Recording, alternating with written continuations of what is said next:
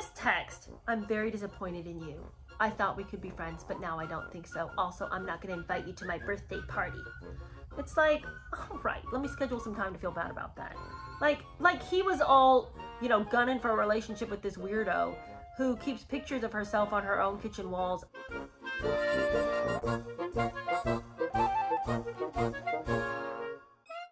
Well, good morning. Welcome to another episode of Revenge Review. We are going through Tom Bower's Revenge as an answer to Spare, which we already did on the channel. And as I've said many a time, please go and watch those videos because we had a lot of fun. This series is really informative and interesting.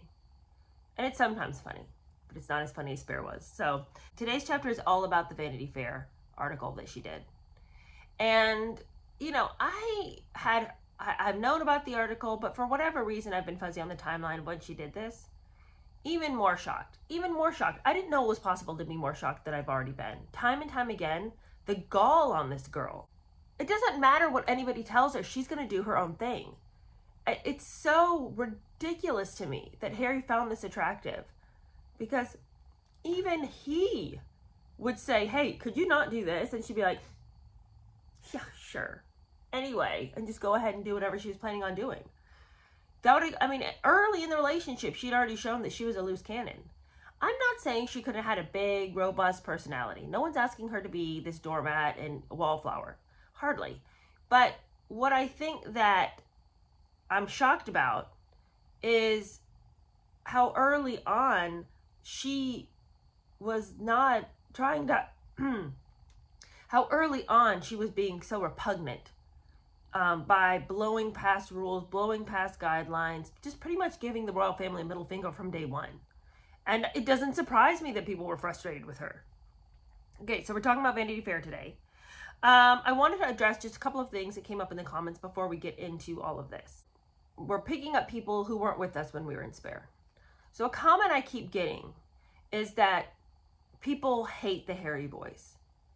People hate the Harry voice if they weren't with us in Spare, because they don't get it that it's a joke. They think that's my legitimate attempt at a British accent, which I'm offended by. I could do an upper crust British accent. If I wanted to be posh, I could be.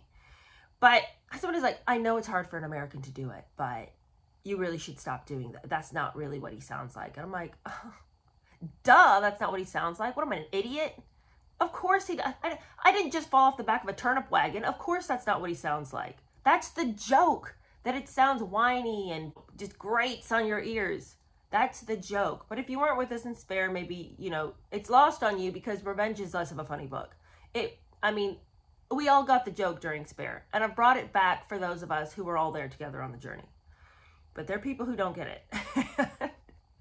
I'm not stopping the Harry voice, okay? Go back and watch Spare so you can be in on the joke with us. But calm your hearts. This isn't the American trying to be an upper-class British person. Obviously, that's not what's happening here. And it pains me to have to explain the joke. It pains me, all right? But I'm willing to do it so that you don't have to be so confused and upset. All right, so long as I'm worked up, let me mention the other thing. 99% of you get this, all right? So just skip ahead if you're like, I don't need to hear it. You probably don't. 99% of you don't need to hear this. But there's the 1% that continues to be confused on this. When I post clips, without fail, I get numerous comments of people being like, I already saw this. You already posted this. This is a rerun. Why are you putting up videos and saying they're new when they aren't? Okay. Calm down. So you may have an hour to watch a video. Many of the people in my audience either don't have the time or the will to sit there for a whole hour and listen to me yap on and on. Okay, so I cut up the videos so that they can have something to watch. If you don't like it, then pay attention to the fact that it says clip in the title and clip on the first slide. And I'm being a bit salty and I'm sorry. I've just seen it so many times and I'm just like, okay. Somebody said to me the other day, I'm starting to question your character. If you're going to post videos and try to act like they're new, I'm wondering what sort of person you are. And to compose myself, that wasn't everybody, but it's happening often enough that I'm just like, I don't know how to help. I don't know how to help you.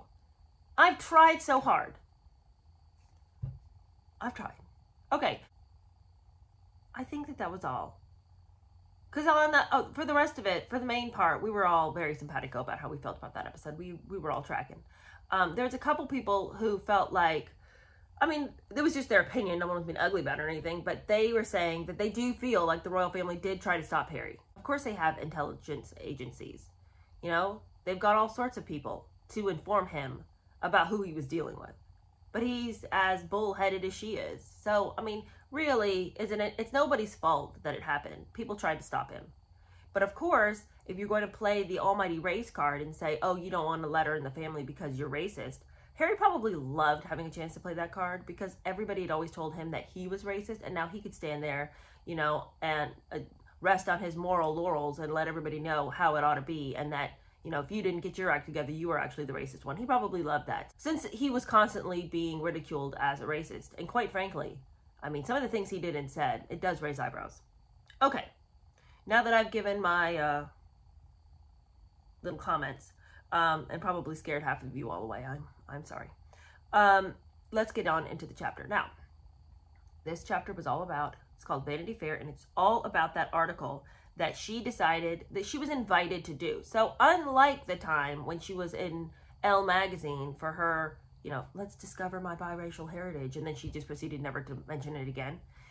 She didn't have to clomp into anybody's offices and beg to do their wedding invitations and offer her little services and come up with some dumb project.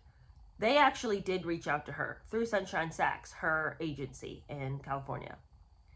Now, can you imagine the sense of accomplishment for Meghan Markle when she realized that Vanity Fair was asking to put her on the cover with a article all about her? I mean, in terms of winning, it's like the biggest win she'd ever had. I mean, yes, okay, fine, Harry, but the only reason she was Harry so that she could get the stuff like Vanity Fair. So the way this worked out was, Jane Sarkin, who I have no idea who Jane Sarkin is, but we have her to thank for this. She went to Graydon Carter, the famous magazine editor of Vanity Fair, and she pitched to him that they should put Meghan in the magazine, and not just an interview, but on the cover of the magazine. And, you know, Carter has a very good name in journalism, and he had never heard of Meghan. He'd never heard of Suits. He didn't know anything about this girl. But you hear the fact that this girl is linked even vaguely to a prince, and there seems to be something there. Now, again, we were at a time in which we didn't have a lot of facts about what was going on with Harry and Meghan, but enough was known that to get her in and to sort of be ahead of the curve and, you know, ingratiate her in the Vanity Fair family and have that relationship going, he could see that this might be a boon for the magazine down the line. So he may not have known who Meghan was, but he knew who Harry was. And so the word that they could potentially get Harry's latest girlfriend on the cover of their magazine was all he needed. So a call was made, and Meghan was ecstatic. Now, you know, I'm not throwing her under the bus for that. Who wouldn't be ecstatic to be on the cover of Vanity Fair? It's quite the compliment. They don't just throw it to anybody. So, of course she's excited. The messenger to Meghan was Kaylee Thomas Morgan, who worked for Sunshine Sachs. She was a partner at Sunshine Sachs, I should say. And the agency had been slogging for years to get Meghan some kind of coverage. Somebody, please look at Meghan. They'd been wanting something like this for Meghan for ages. So to finally be able to go to Meghan and say, we've secured you the cover of Vanity Fair, was as much an excitement for them as it was for her, because they had been pouring countless hours into the Meghan account. So not only was she going to be featured in the magazine, on the cover of the magazine, she was going to get to have a cover photo and a complete photo shoot with Peter Lindbergh, the famous German fashion photographer. And he was going to spend a day with her at a London studio. I mean, can you imagine? Anybody's heart would be thumping with excitement over this. This is a big deal. And I don't want to take away from Meghan for the fact that this would have been huge. This would have been huge for anybody, but especially for her, because she has hustled for years for this. And, you know, as distasteful as we have found her style to be, you cannot deny that the girl knows how to hustle. And, you know, I don't know that that is a trait that we want to cultivate in our own lives. I don't think it's an attractive look. But if she clearly had no problem with it, and she clearly felt like this was the way to be. So by her own standards, she had been a success. And then, you know, by any outside standard, you've managed to make it if you're on the cover of Vanity Fair. So she was very excited about this. Really, the thing is that she could see the payoff very quickly to being with Harry. Everything else in her life, she'd been kind of playing the long con. You know, like she would get with Corey, the chef in Toronto, and try to use all his connections and all of this. And when she was with Trevor, he was kind of like, you know, on the lower level of that, but he was more connected than she was. So she was always trying to pick these guys who were just ahead of her. Well, then she picked Harry, and he was like a football field ahead of her, you know? And so it must have been, for somebody who was not accustomed to instant gratification, this must have been like more than she could bear. The excitement of it. Because so far, she'd had to be with guys forever before she saw the payoff of being with them. But Harry was like an endless source for her. What she was especially hoping would come from this would be that Harry would then be forced to come out and really claim her as his own by saying that they were engaged. Because actually, they were engaged at this point. But nobody knew it. They hadn't announced it. The two of them had decided they were going to get married. But Harry couldn't come out and say anything until the Queen had given her official blessing. Tom Bower reports the engagement as having happened at Notcott one evening while she roasted that chicken. Golly. And he'd gone down on one knee and uttered the traditional offer. And she could hardly say yes fast enough. Harry's ring was so meaningful.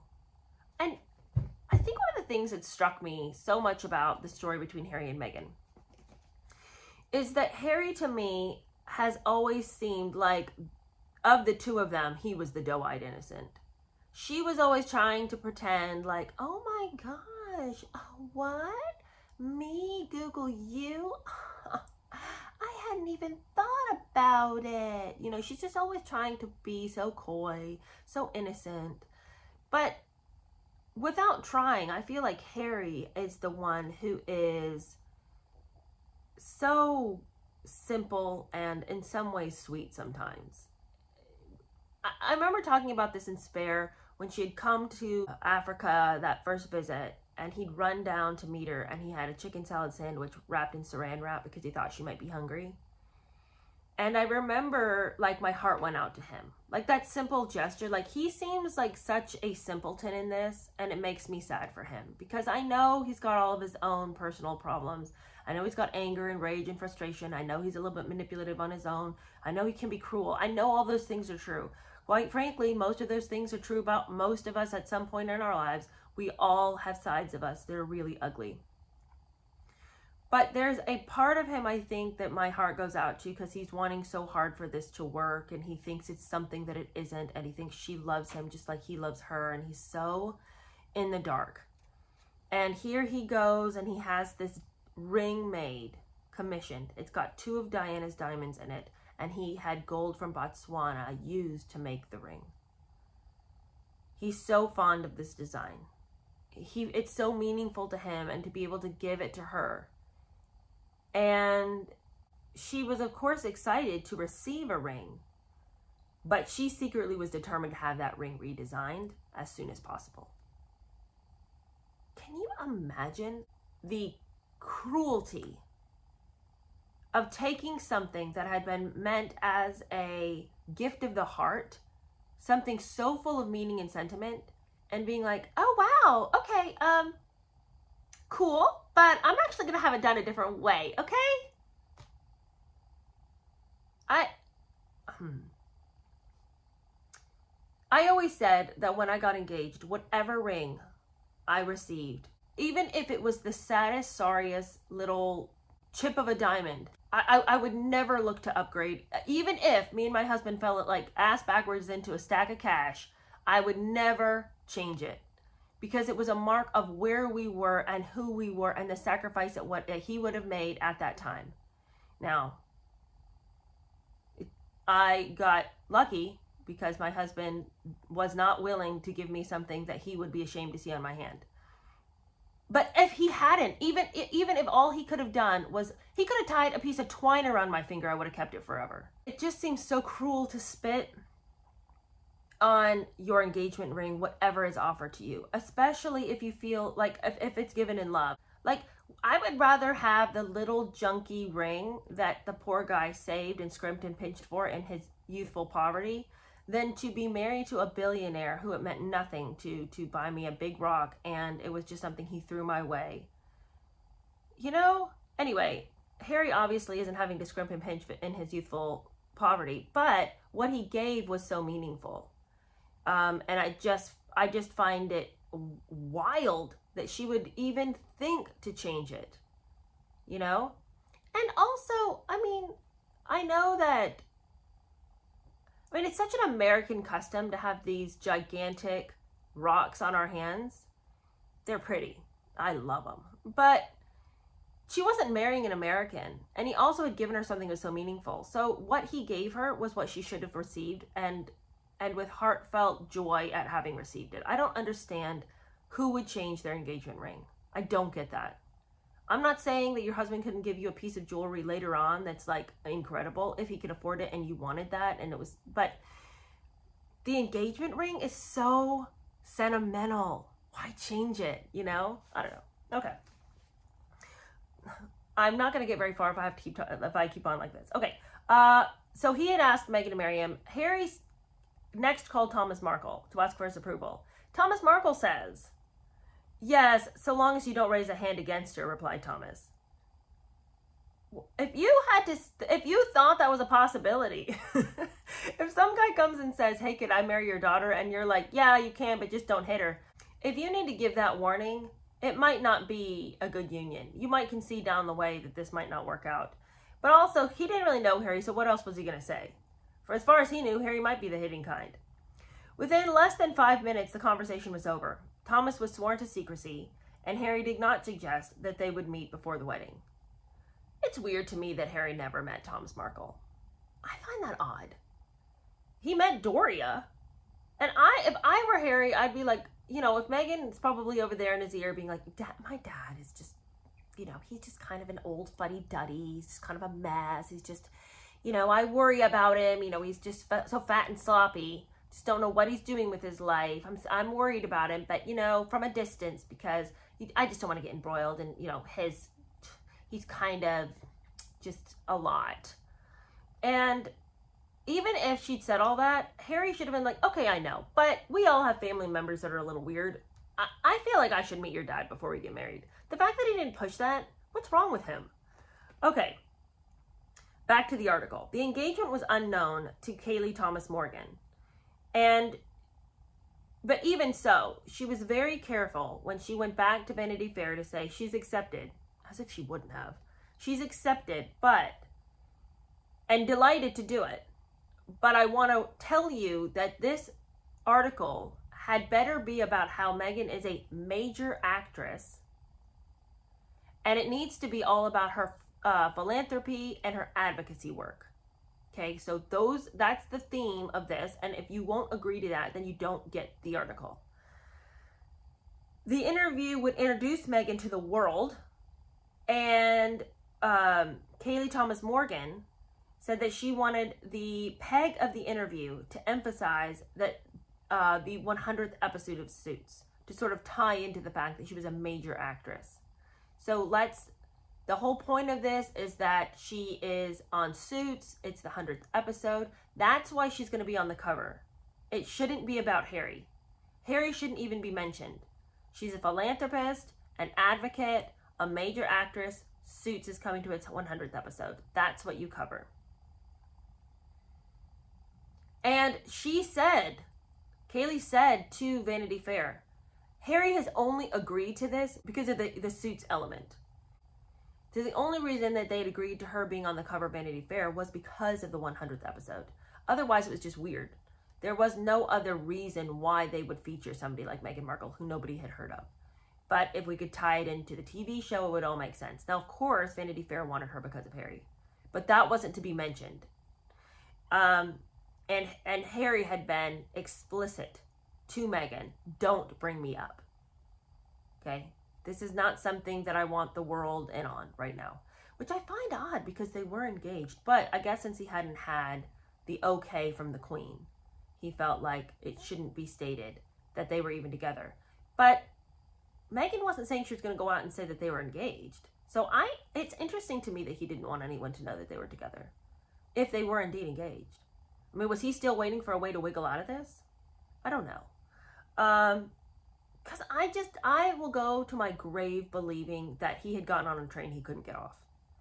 Even if he wanted to get off, she was then hissing to him that if the royal family didn't choose him, it was racism. And then, of course, he was going to internalize that and think, if I don't choose her, it's racism. Okay, well, things, by the way, on the set of Suits was going off the rails. Because Meghan's relationship with some of the Suits actors was crumbling aggressively. And of course, she knew that her days were numbered on Suits, so maybe she just didn't feel that she even had to bother anymore. But one of the weirder things that happened was she had gone to Lori Sales. Remember her merchandising agent? She'd gone to Lori Sales and said to Lori Sales, I have this friend, Sarah Rafferty, who is a star on Suits, and I think it'd be cool if you represented her. She would be a great client for you. Now, why Meghan said this, I will never understand. Because not but a hot second later, after Lori Sales went and met with Sarah Rafferty and found Sarah to be an excellent candidate, and who was also older than Meghan, and a completely different merchandising strategy would be used for Sarah, suddenly Meghan was irate. She accused Sales of having a conflict of interest. That, how dare you even consider working with Sarah? You work for me. We work together. I don't know what you're doing with Sarah, but this is weird that you're even trying to consider representing her or writing up contracts to work with her right now. Where are you even getting off there? I'm sorry, Meghan, you literally just set it up. You literally just said to Lori, you should work with Sarah. Sarah would be a great client for you. And now Meghan's all angry about it. Tom Bauer reports that Lori Sale was perplexed. Not only had Meghan asked her to represent Rafferty, but the two actresses were not competitors. Meghan's behavior hardly chimed with her recent plea on a TV program about self-esteem and to be kind to yourself and not be so judgmental and so unkind. I wouldn't treat my best friend that way. Well, Sale was the latest to discover the nature of Meghan's sincerity. She had two characters, one concealed and one fictional, with a baffling tendency to switch from idolizing to belittling a friend. So this was just, it was this kind of foolishness on the set that was making people just so ready to see her out the door. And don't let the door hit you on the ass on the way out. Get out of here. We're sick of it, Meghan. Sick to death of it. Well, Meghan was accused once again of being manipulative, a criticism which several Suits actors shared but did not disclose to outsiders. Meghan's behavior remained a secret among the Suits family and was unknown to the Vanity Fair team. So, well, she is promoting Suits, which she's just about to be written off of. And she's told Vanity Fair it needs to be all about my advocacy and all about my philanthropy. And they've given Vanity Fair their marching orders. Vanity Fair is over here deciding who it is they want to send to do the interview. Well, Sam Kashner, a long-standing contributing editor at the magazine, was assigned to the interview. He did a lot of high-profile stories. He had done Jennifer Lawrence and Nicole Kidman, Rosamund Pike, the sister of Jacqueline Onassis, and Kashner had previously lived in Toronto. So he was familiar with the area. He was going to fly up and see and interview Meghan. He'd done many pieces with much higher celebrities and much like A-listers. For him to come and see Meghan, well, I'm not saying it was beneath him or anything, but I mean, there was no curveball he was expecting to receive here. He said that he didn't know who this woman was. He'd never even heard of Suits, which is what everyone says when they are told to work with Meghan Markle. But he went up, flew to Toronto in late June, and he did the interview. Now, contrary to Omid Scobie's assertion that Meghan wanted to tell the world I'm in love and did the interview with Harry's blessing, Kashner arrived in the pouring rain at Meghan's home, knowing that his interview was under strict orders from both Harry and Kayleigh Thomas Morgan. Again, you do not bring up Harry. The reason you're getting this interview with Meghan is because of the 100th episode of Suits. Focus on her philanthropy and advocacy work. That's what this is about. Aware that Diana and Ferguson had both destroyed themselves in interviews, Harry was particularly sincere when he told Meghan, I need you to not mention the royal family. It's not a suggestion. This is not a, try not to. Please hear me when I say to you, this cannot be done. He also told Meghan he didn't want any kind of political talk. Let's not dump all over Donald Trump. Let's just not make it about that. Let's not talk about race. And more than anything, our relationship must be kept under wraps. He did not want to be mentioned in this article. So it does not matter what Obed Scobie wants to come and say now. It was with his blessing. He wanted her to have an opportunity to scream her truth. No, he was not interested in that. And we know that that's true because Kashner, who came to do the interview, knew he wasn't supposed to ask about Harry. So if it's with Harry's blessing, why did he have a list of do's and don'ts? What are they paying Obed Scobie to come out and just yeah all the day? At 12:30, Kashner watched Meghan prepare lunch in a tiny kitchen. The local market, she explained, sold wonderful quiche, goat's cheese, vegetables, and special breads. I baked a cake, she added, as she darted in and out, pummeling him with questions about his school and marriage and work. Kashner began to sense a reversal of roles. Always conscious of Janet Malcolm's quip that journalism is seduction, followed by betrayal, he sensed that Meghan was the seductress. And I think that this would have been jarring as a seasoned journalist to sit there and feel very viscerally that she was trying to snatch from his hands the job he had been given to do. Here she is, and it would have been this person, as a journalist, and I think as particularly a journalist who's used to doing profiles on other celebrities, would have been a very good judge of character. And let me just tell you, he was. And you can see very early on that she was trying to manipulate him and overly trying to make him comfortable so that then she could discuss what she wanted to discuss, change the nature of the interview. He knew he was being played. The entire time he felt like she was trying to play him. And it made him exceedingly uncomfortable. And look at her just playing the part of the little hostess. I baked a cake. Shove some of this goat cheese quiche down your gullet. I got it from the market down the street. Why don't you make your own quiche, since you're such a cook? Looking around, Kashner noticed that the kitchen walls were covered with photos of Meghan. And on the coffee table, there was piles and piles of books, picture guides and history books, all about London. He says only the A to Z of London streets was missing.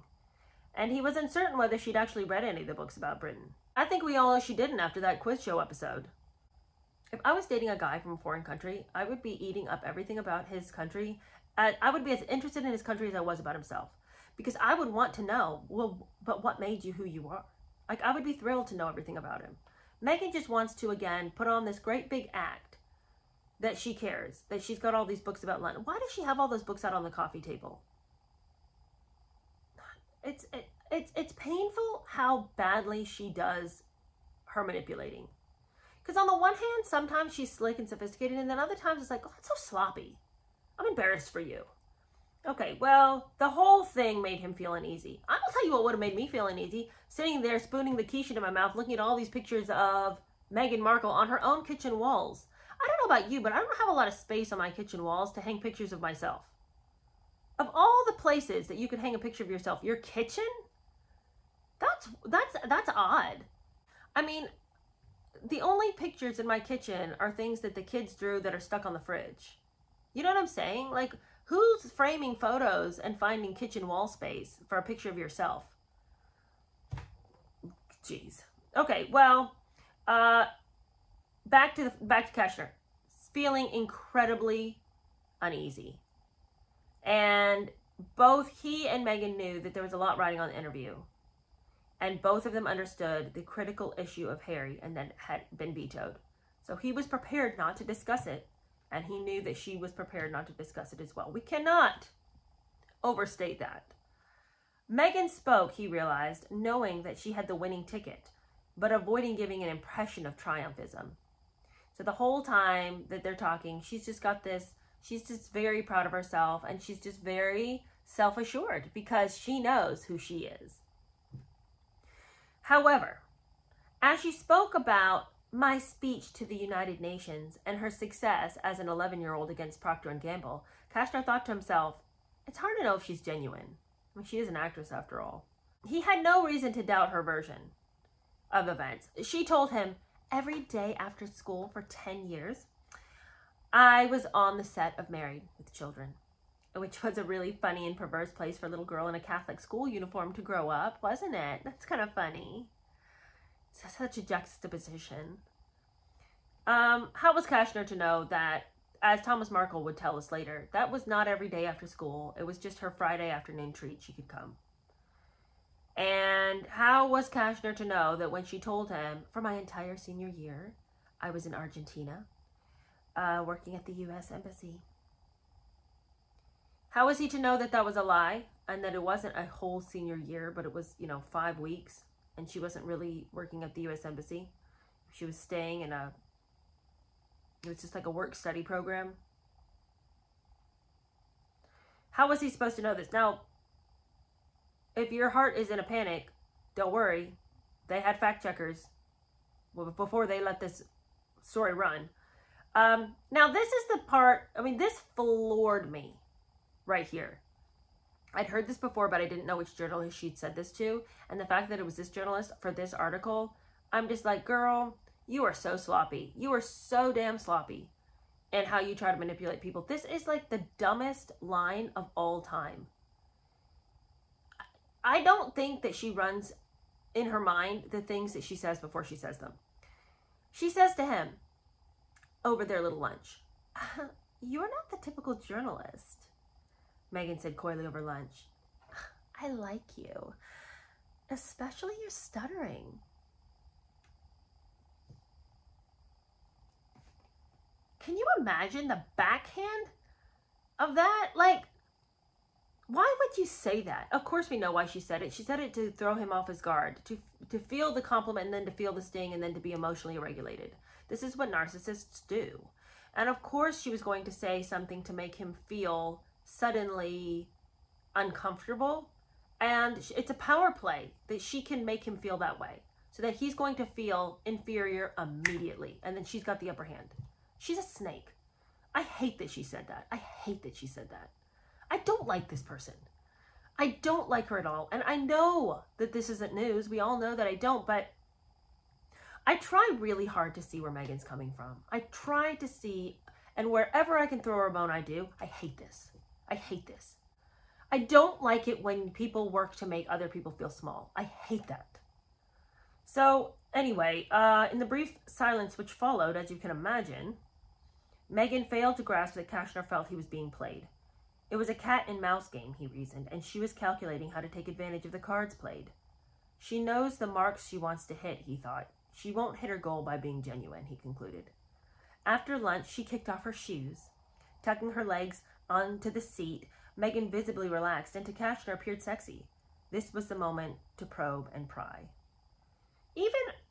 Even that, the whole kicking off of the shoes, the total play act, just being so casual and just so sexy and just, like, ask me anything. It's just you and me. Like, what do you want to talk about? A girl kicks off her shoes and, like, just acts casual. It's like catnip. Men cannot seem to resist this version of femininity. They want a woman who's dressed to the nines. They want a woman also who can kick off those, those heels and tuck her feet up on the couch. And like that transition from being sexy to casual is almost like more than they can handle. And Meghan must have figured this out early, probably during the days of the aughts. So she kicks off her shoes. She does this whole play act of just being so casual, so charming in her, casual ways.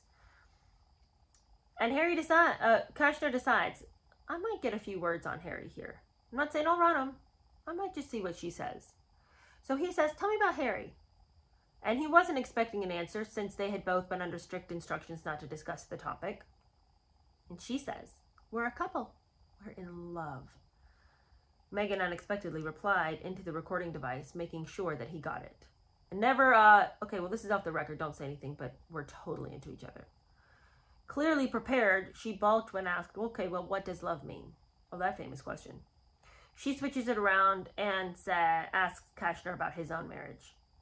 Well, she's giving him just enough. It is so totally a cat and mouse game. She was totally ready to reply. She loved that he asked her, but now she's got to feign like, no. Tell me about yours. What do you think about love?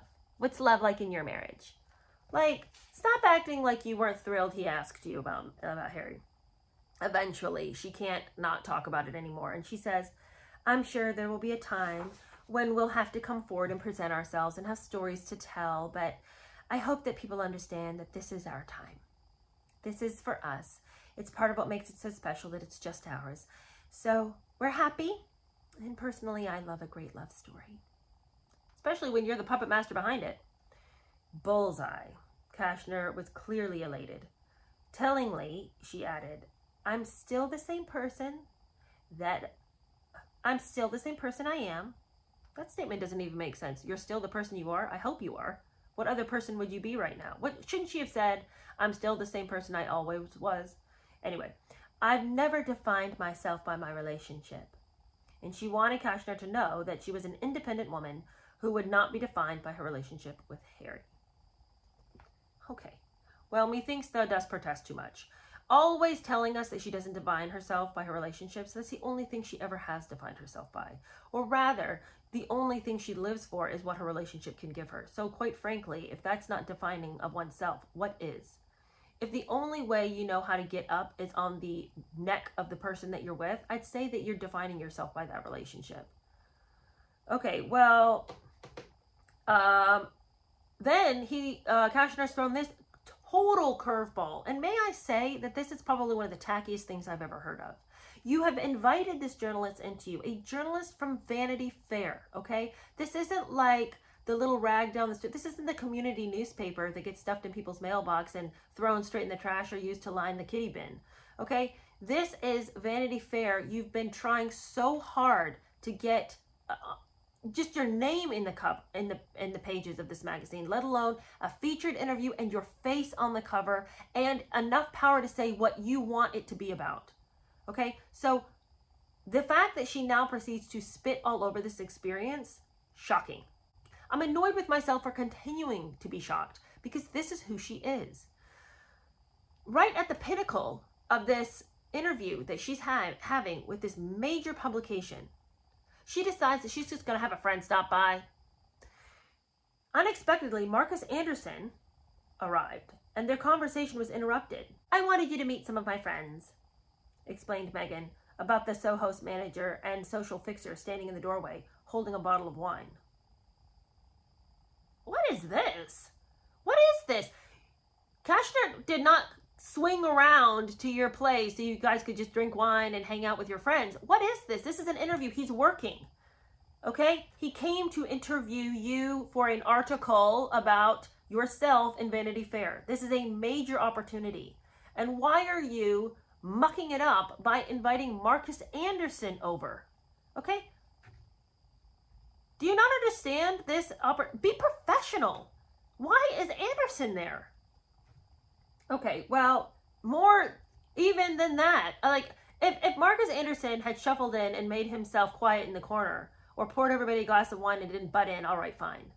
But no, baffled, Kushner became even more puzzled as the two engaged in an incomprehensible conversation. They just are over there having their own little talk. I mean, the rudeness of this. This is so unbelievably uncouth. So they're over there having their little side conversation. Kushner's just there with his pen, his paper. You know, well, I came to interview you. Are we done? I mean, we weren't done, but I don't know what's going on here. He said he felt played and orchestrated. I mean, yeah, I'm sure you did. Well, after a time when she could finally pull herself away from Marcus Anderson, who she could talk to any day of the week, she drags her attention from that conversation over, oh, you're still here? Okay, I guess we should finish up with what we started. She returns to their conversation and to her agenda. She wanted to talk about her work for women. Oh, I don't think I said enough about that. All right, get a few things down. To her misfortune, Kashner was unconvinced. He didn't believe she cared about any women. Actors doing good work is slippery, he thought, sensing something jarring about the TIG, a commercial operation operating alongside charity. He just felt like those two things, I mean, never the twain shall meet. All right, you and the TIG, that's one thing. You and over here with you and your charity projects. But for you to be constantly trying to act like it's all one and the same, it's all humanitarian work. No, it's not. The proof, he thought, will be if she goes to Rwanda and India after she's married. What a prophetic word. Because have we seen her darken the doorstep of any third world country since? She could care less. And if anything, now this would be the time to be doing all of that. If she's got so much time, she's not doing anything with that dumb Archwell Foundation with her 1 hour a week. After a time, Meghan returned to their so after she's deemed that they're done talking, she says, Marcus can take you to the airport. He'll take you. And Kashner was like, no, I'll get a cab. He was only too anxious to escape this weird scenario. Over the next few days, he called those who Meghan had recommended as her friends, and Serena Williams denied that she was Meghan's friend and said, we're just acquaintances, I just kind of know her. And then she gave this enigmatic quip. She says, you gotta be who you are, Meghan. You can't hide. I mean, a stunning blow. I love, though, that he called Serena and was like, okay, she keeps talking about you, but do you even know her? And I love that Serena called her out. So his unease begins to grow. It's like he'd already felt like he was being played 100% while he was at her apartment. Then he's starting to call folks, and folks are like, well, I know her, but we're not like best friends or anything. And then, as soon as he returns to New York, Meghan sends him this bottle of spices down from the market, where she got all that goat cheese to stuff down his gullet. And he just was like, look at this snow job. I don't need this bottle of spices. I mean, it's just like she's just constantly doing these things to seem like a genuine and sincere person, but none of her behavior and her demeanor when you're actually with her supports these kind gestures. Like, no thanks for the bottle of spices. I don't like that. Oh, like you acted like a weirdo the entire time I was with you, but now I forget it because I've got this bottle of salt and pepper. Okay, so they do the article. Now it's time for the photo shoot. The photo shoot on a London rooftop, Peter Lindbergh reported, was a delight, despite Meghan's refusal to look sexy. So Peter Lindbergh had no issues with working with her. Now, she didn't want to be stripping pieces of clothing off. She wanted to look dignified. She wanted to look like somebody respectable. She insisted that she should look covered up. She also didn't want her freckles to be airbrushed. She said that those should not be retouched, and she wanted to be as naturally beautiful as possible. She went with the standard white shirt and the black and white tulle ball gown because she believed that the palace would approve of that whole look. So she tried to keep things classy in the photo shoot. Now, Sunshine Sachs had demanded that the magazine satisfy Meghan's requirement that she be presented as a philanthropist and activist. And she apparently believed that a philanthropist and an activist never looks sexy. They always look like they're with it. Which reminds me of, I saw Oprah had done a commencement speech. And whenever Oprah wants to look extra smart, she puts on her glasses. And I always think to myself, how dumb. Like, the glasses mean nothing. Those chunky black frames, like, you could have been the speaker at the commencement address and not worn the glasses, and we would have all believed that you had something to say. I hate stereotypical ideas of what somebody who is presentable and clever would do. And that feels like this to me. Like, Meghan being like, I have to wear the black, just the white shirt, and I'll wear my little tulle ball gown, and that'll make me look like I'm a philanthropist and an activist, and that'll make me look serious since I have freckles and I'm not airbrushed. Okay. But why don't you just be a serious philanthropist and activist, and then you don't have to always worry about putting on the show of one. Anyway, There was one problem in all of this, because while she wanted everyone to believe that she was a woman of worth and substance, Vanity Fair was having a real problem because their scrupulous researchers couldn't find any evidence of Meghan's global philanthropy and activism. Those in the public eye, Vanity Fair's editors had discovered, sometimes found difficulty living up to their self-created publicity. So many times when these actors would come in and say that all these things about them, the fact checkers had a job ahead of them to prove that all of their little pieces that their agencies had been throwing out about them were nothing but a smokescreen, and the substance was never there. The same thing was true, and what they were finding to be true about Meghan. Graydon Carter, the editor of the magazine, said that Hollywood philanthropy is PR philanthropy. Actors, he said, often have a superficial rather than a deep commitment to their charity work. Some would call it the liberal Hollywood zeitgeist. Just go with the flow and appear like you've got all this charity work and, all these good deeds that you're doing for everybody. But there's no reason to really do it. But as long as everybody thinks that's what you're doing, then you're good. Eventually, the fable threatened to consume the person. Kaylee Thomas Morgan gave the impression she expected that reality to be glossed over. So Sunshine Sachs said to Vanity Fair, okay, you might very well not be able to find, some real hardcore evidence that she's this philanthropist, but there's no reason to really say anything about it. I mean, just, that's what we know her to be. That's what we believe her to be. Like, just, what's the harm? I mean, she's going to get to more serious work when she was with Harry anyway. So just, people need to know that she's like a source for that so that they can hire her for more things and for more charity work and, get her name on more charities. So there's no reason to expose her. You don't need to be like that about it. And of course, Sunshine Sachs is all in the business of hiding the truth. So they would have expected other publications to do their bidding also. We did get you this interview, so you need to play ball. Well, reading Kashner's completed interview, Vanity Fair's editors knew the article was a huge coup for the magazine. The familiar and well-rehearsed profile gush about the dilemma of ticking the race box at school, the mixed-race dolls, the Los Angeles riots was good color. But her revelation about Harry was what was sensational. Because really, who cares about all that same stuff she's always said in all her speeches anyway? We already know all that. We already know all about the race riots, the box ticking, the mixed race dolls. Like, none of that is news. These are her same stories. This is all she ever says. So who cares about that? The real thing, the real meat of this story, the crux of the entire thing was those lines that she gave, "We're a couple, we're in love." And that was guaranteed front page headlines. Meghan's interview took the royal family into uncharted waters. Intentionally, she revealed her master plan. As the magazine was printing, Meghan was celebrating her 36th birthday with Harry in Botswana. Accompanied by a team of bodyguards, she had traveled like royalty and was cared for like the princess she soon expected to be. Meghan had brought with her to Botswana a copy of Pride, which it's a small magazine. It's aimed at mixed race and Black Britons. The magazine featured an interview with her. She described her fight against racial prejudice and the importance of female empowerment, delivered by appointing women to senior positions. As a woman of color, she told the magazine, she felt an obligation to speak about being half Black.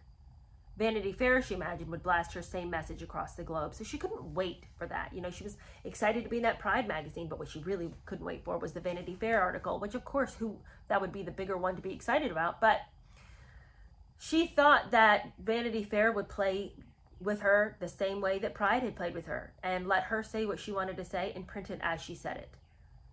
Well, pre-publication copies of the magazine were released to Sunshine Sachs and to Buckingham Palace in September. The front page picture was stunning. It's a very pretty picture of Meghan, and was covered by the headline, "She's just wild about Harry." Well, that's not what they agreed she would say. And of course, she wanted to say, oh, it's just the words from an old song, but a song that no one really knows anymore. Like, what are you talking about? She's just wild about Harry? Like, what does that have to do? Like, no one would think that had anything to do with anything other than her relationship with Harry. That doesn't mean anything other than her relationship with Harry. Meghan's unprecedented brazenness took Buckingham Palace by surprise and electrified the British media. Like a thunderclap, the interview triggered sensational reactions. Meghan had used her relationship with Harry to promote herself. The Hollywoodization of the royal family had sealed Meghan's fate as Harry's fiancée. How was this close to anything she promised Harry when she said she was going to do the interview? He had begged her not to do this, not to do the very thing that she then went ahead and did. The breach of trust there was enormous. And he just doesn't have the strength of character to be with a Meghan Markle. And if I had been him, I would have just been so angry that this had happened. After I told you not to do this, this is what you choose to do. Why? Why would you do that? Like, I would just feel so betrayed. Well, he must have said something to her, because now she's hysterical. She's hysterical because the palace is upset with her, but I think more importantly, she would have been hysterical because Harry was upset with her. The palace has always been upset with her, and she's just smiled and gone on her pretty little way. She doesn't care what they think. She cares what Harry thinks, because Harry could break up with her if he got into his head that he actually had some power in this relationship. Unfortunately, he just doesn't realize how much power he has. Within hours, Meghan called Ken Sunshine and Kayleigh Thomas Morgan. Hysterically, she described Buckingham Palace's fury at Wilde about Harry. Sunshine Sachs said Meghan should have ensured that her comments about Harry were removed. Why didn't you say, okay, I'll tell you the truth. We are together, but don't write that. We're not supposed to talk about it. You know, I can understand wanting to reveal that to the interviewer, because if you were truly in a relationship with somebody and you're excited about it, you want to talk about it. So I'm not saying, why did you even want to mention it? I'm with Ken Sunshine here. Hey, it was your responsibility not to bring it up. You were told not to do it. If you give that journalist any hint that he can say it, he's going to print it. That's way too big a tidbit for him to not want to drop that bombshell. It was incumbent upon you to make sure that those words didn't come out of your mouth. And if they did, for you to be like, this is absolutely off the record, you cannot print this. But more importantly, just don't say it. Anyway, she did. And Ken, again, reprimanded her. If you wanted it to be about philanthropy and activism, that's what you should have been talking about. Okay? Harry should never have come into play, so you can't be mad at them now. You all but gave your permission to it. So don't come at us hysterically. We can't do anything about it now that it is going to print. But Ken Sunshine was worried that Meghan would fire his agency because she was that angry about it. And she's illogical. I mean, when she wants a certain thing and it doesn't happen, she doesn't have any problem pinning it on somebody and pinning it on circumstances that don't actually make any sense. So he decides that he better mind his P's and Q's. He was puzzled why Buckingham Palace was angry, and he called the magazine's editor to deliver what he imagined to be the ultimate threat. "You're going to have to deal with the Queen on this," he said. He imagined, as though the Queen doesn't have bigger fish to fry, that the furious monarch would pick up the phone and berate the editor. Like she would even bother. The editor was bemused. Meghan, Ken Sunshine was told, didn't get the cover in her own name or as a feminist, but because she was likely to marry Harry. So don't come at us like we are somehow off the rails by using the fact that she mentioned Harry. You think we cared about Meghan Markle? You think we care about the 100th episode of a show nobody watches except for its little cult following? We wouldn't put that face on the cover of our magazine. Of course it was about Harry, and she gave us the go and we took it. Don't come at us. So Meghan is completely destabilized by all the furor. And she texts Kashner this super manipulative, ridiculous statement. "Gutted and deflated. I'm very disappointed in you because I thought that this could have been an actual friendship. I don't now think that that can happen." And then she implied that he had queered the deal with Harry, whatever that means. Those are his words. Kashner, she implied, had queered the deal with Harry. Okay. This text, "I'm very disappointed in you. I thought we could be friends, but now I don't think so. Also, I'm not going to invite you to my birthday party." It's like, All right, let me schedule some time to feel bad about that. Like he was all, you know, gunning for a relationship with this weirdo who keeps pictures of herself on her own kitchen walls, has stacks of books about the city that her boyfriend lives in, which she's never cracked the cover of, and invites random people in the middle of an interview. Like, what exactly did she think had transpired in this interview in which she insulted him for his stutter, that he was just dying for a second dose of that? The grandiosity that is her ego knows no bounds. Can you imagine? Like, I would have just laughed my head off if I got this text. I thought we could be friends, but now I don't think so. Okay. Let me wipe the tears out of my eyes. I don't know how I'm going to go on. Okay. Kashner is shocked that she's upset. Like, what are you mad about? It was a blatant puff piece. Like, it was all about, you know, letting her star shine. So what is she so mad about? She's not mad at anybody but herself, because Harry's mad at her. Because Harry's saying, I told you not to do that. Why did you do that to me? I can't trust you. I thought that if I said, please don't do this, you wouldn't do it. And then you just run right over and you just blab everything. You weren't given permission to do that. I asked you not to. So she's not mad that it's all about her and Harry. It's that she is, for the first time, getting a little grief and worrying that she might have shot herself in the foot. But it can't be her fault, so it's got to be Kashner's fault. She says that she hated the title Wild About Harry. And she said she was trying to promote her philanthropy. These are the excuses she gives. I was trying to promote my philanthropy, and then you made it all about the guy I'm dating, and I'm a feminist, and I don't need to be defined by the relationship that I have with men. She was equally frustrated that her childhood battle with Procter & Gamble had been omitted. She felt that that was so important. That was like the mast on this ship of a narrative that she tells about herself, that she, at such an early age, could spot abuse, and she knew when women were being mistreated, and that even at the young age of 11, she had the guts to come out and speak up for women, because that's who she really is. That's what she's all about. So for them to omit it, she thought was unfair, and she said that they were entirely focused on the thing with Harry and made no mention of what a feminist she'd always been. Kashner resisted revealing that the Vanity Fair fact-checkers had adamantly decided that her story was possibly false. After consulting Procter & Gamble and advertising historians, the fact-checkers concluded there was no proof that the incident had ever happened. There was also no evidence, as Meghan claimed, that she had received a reply from Hillary Clinton. Unknown to Kashner, Thomas Markle knew that both Hillary Clinton and Procter & Gamble had ignored Meghan's letters. Her campaign was fictitious, invented by an adoring father.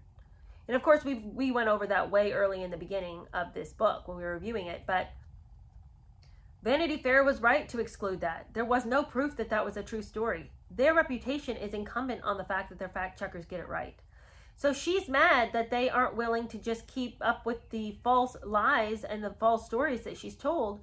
But if she would have actually pour herself into real work, real advocacy work, real philanthropy, she wouldn't have to still be relying on this sad sack story from way back when she was 11. The fact that at this late stage of her life, she's still having to recall that story speaks volumes. Even if that story had been true, it speaks volumes on how little she's used her platform at this age.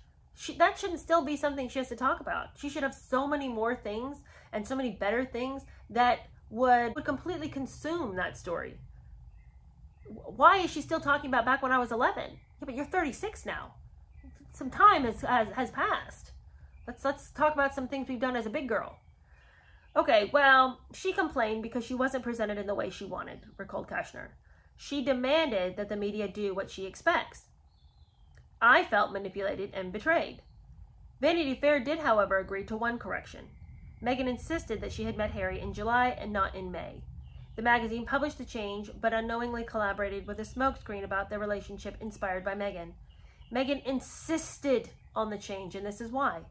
because there was speculation that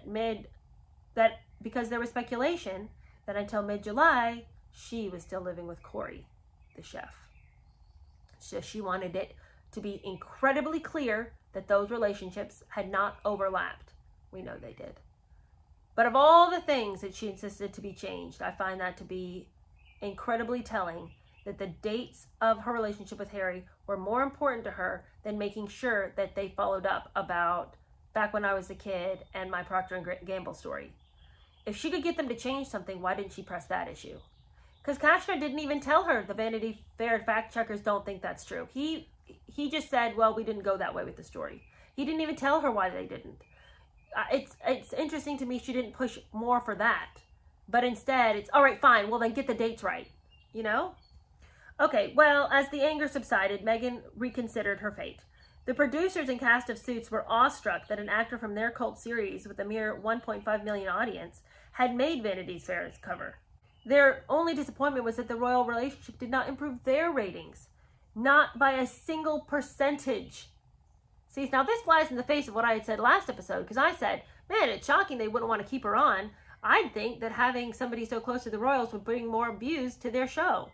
But even as the Vanity Fair cover is coming out, even as people are knowing Meghan is with Harry, that's not making more people watch this show, not even a little bit. So I was wrong to think that there could have been some hope for them.